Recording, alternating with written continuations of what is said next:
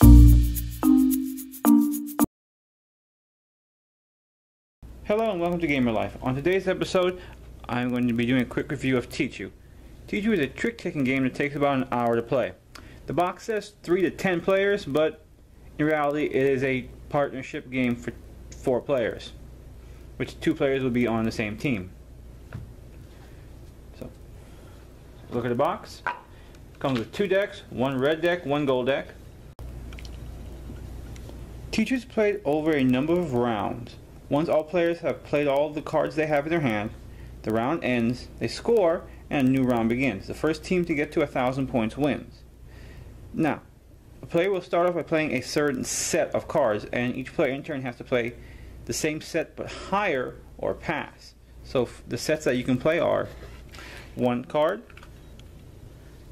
you can play 2 of a kind, 3 of a kind, a full house. You can do what they call steps. Steps is 2 of a kind, 2 pairs, but they have to be sequential. And you can play as many as you want. So you can have a pair of jacks, queens, and kings. You can also play a straight of any suit.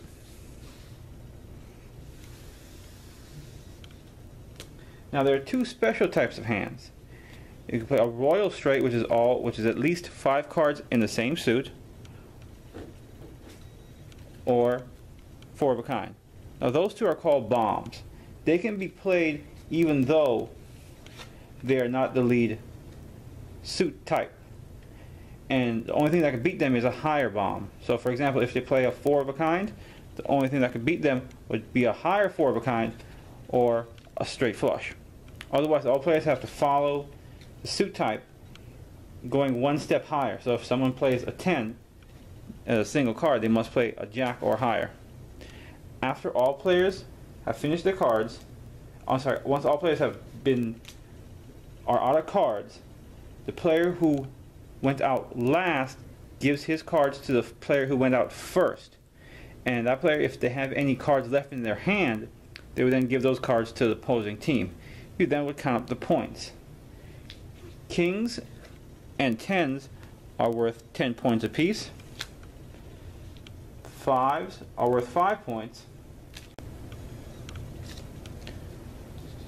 The 2 specialty cards, the dragon is plus 25 points, and the phoenix is minus 25 points.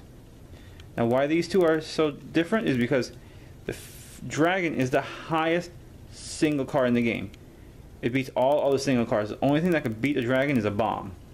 But once you capture a trick with the dragon, you must give that trick to the opposing team. The phoenix is a wild. It can be used as anything. If it's played as a single card, it becomes half a step higher. So if it was to be played on top of a king, it'd be a king and a half. So the only thing that would beat that would be an ace. Or you can use it to make any type of set that you want, such as a 3 of a kind. But when you take it, you will lose 25 points. A phoenix can never be used to make a bomb. The other type of special card is the dog. When you play the dog, your partner would now become the lead player. The last card is the 1, or the mahjong. This is to determine who goes first in the round. It can also be used in a straight, such as you can have a 1, use it as a 1 with a 2, 3, 4, 5 to make a straight. Also, you may ask for a wish. You can wish for any card except one of the other 3 specialty cards. Players have to play that card if they're able.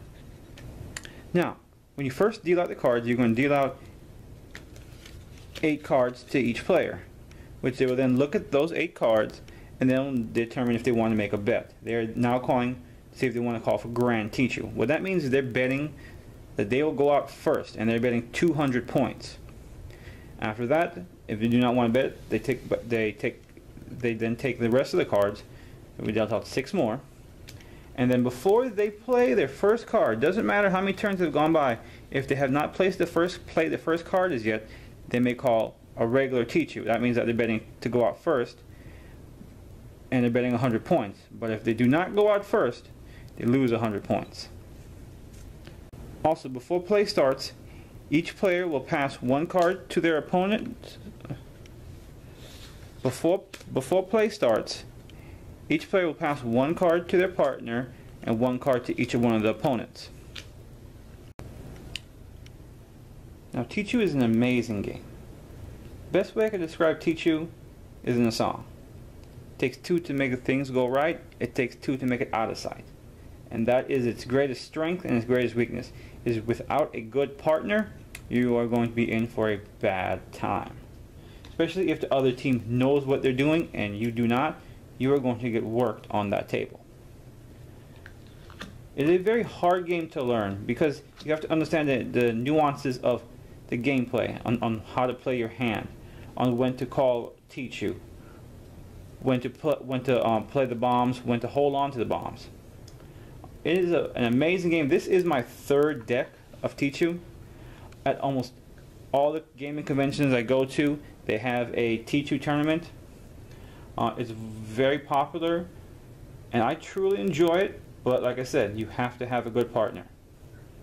Thanks for watching my review, and come back and check out some more of my reviews. Have a nice day.